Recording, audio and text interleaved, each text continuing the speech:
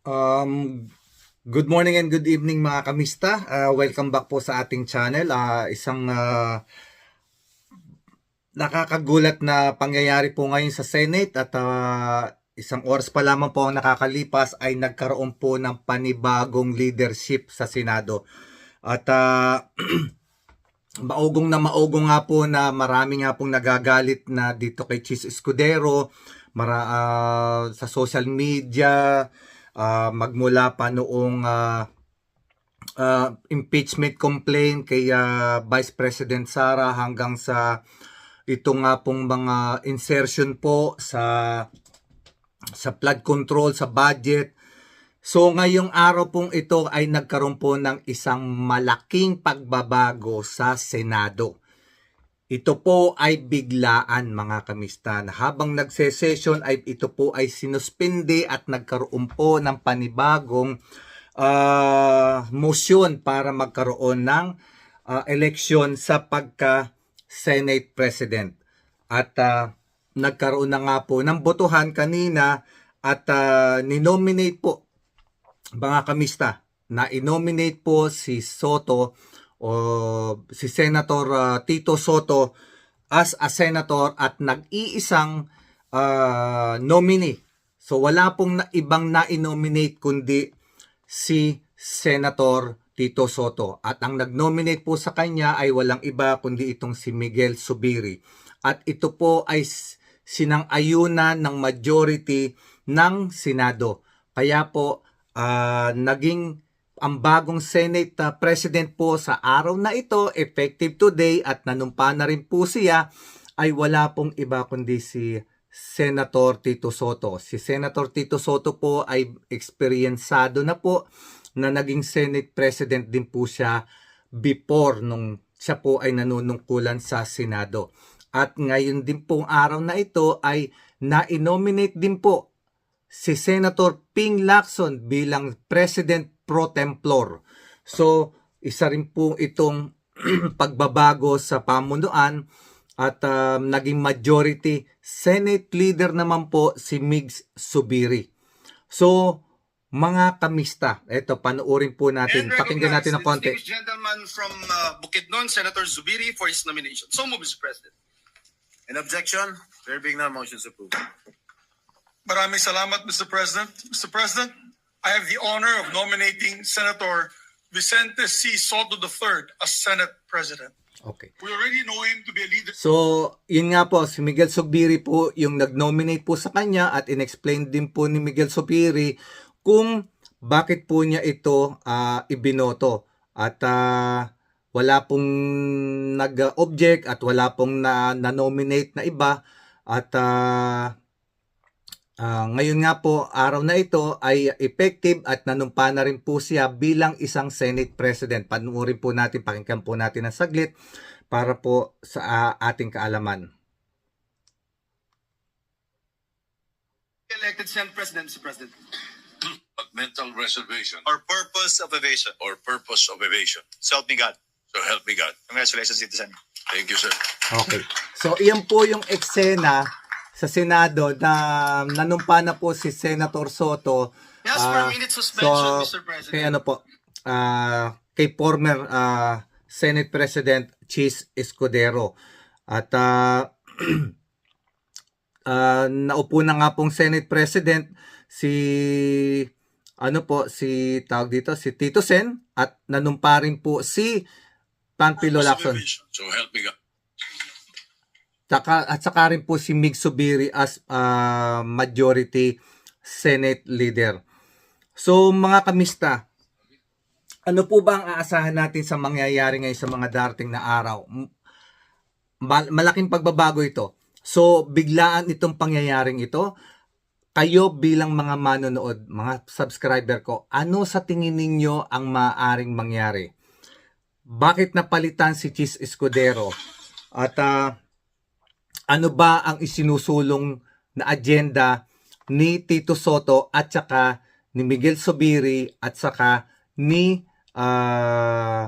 Senator Panfilo Lacson? Of course, alam naman po natin itong si Senator Panfilo Lacson at saka si Senator Tito Soto ay sila po ang magtandem sa pagbubunyag po especially ito si Senator Panfilo Lacson, sa pagbubunyag sa mga tiwaling opisyal tungkol po sa flood control.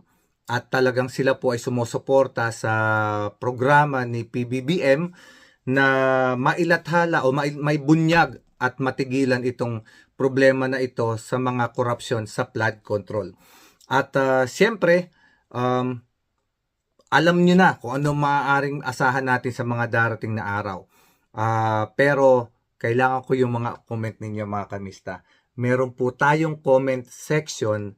Ilagay po ninyo dyan kung ano sa tingin ninyo ang maaaring mangyari sa mga darating na araw, ano ang mga agenda na mangyayari, at ano sa tingin nyo ang magiging epekto nito sa impeachment complaint kay BP Sara.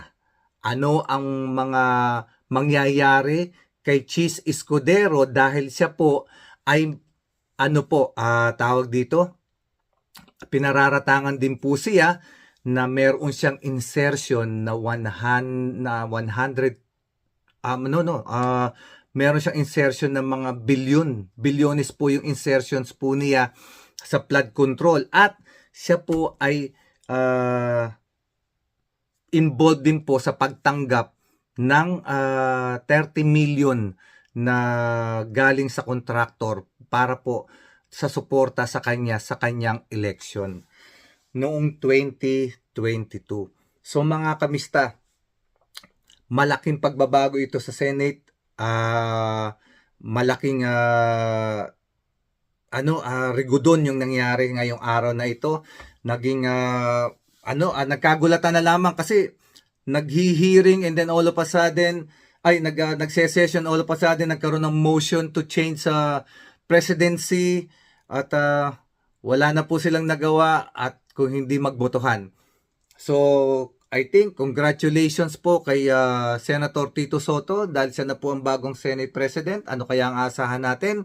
Ano kaya ang mangyayari sa mga darating na araw? At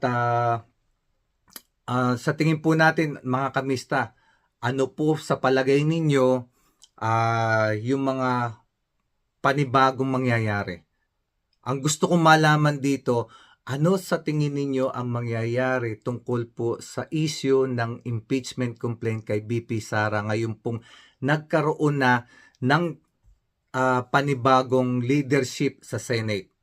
Alam naman po natin na marami nang nagagalit dito kay Chis Escudero noong pa, simula pa lamang nung impeachment complaint.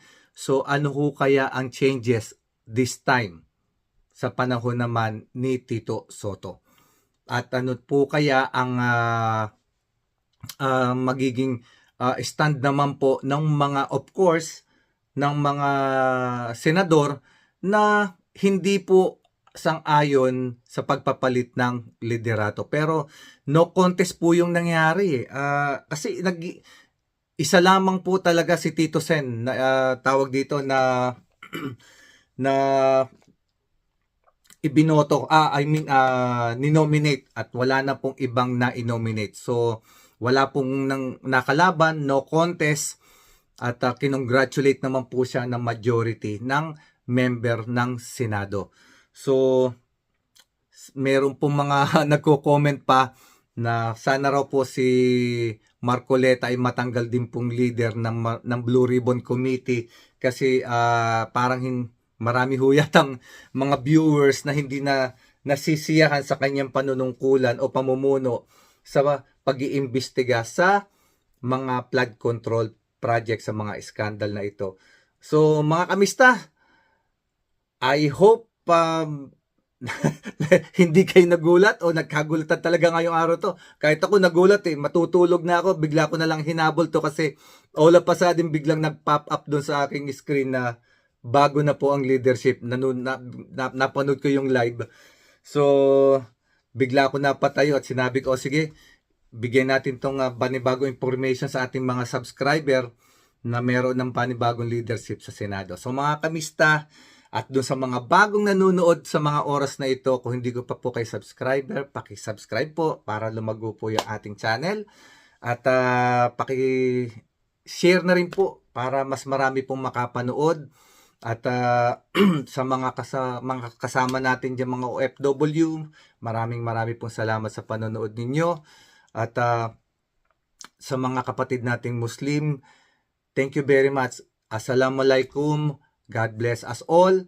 Paki-subscribe, like, and comment. Yung comment section po, babasahin ko po yung isa-isa. I need your comment, mga kamista. Ilagay nyo lamang po at iisa-isahin natin yan. Maraming salamat po. Hanggang sa muli.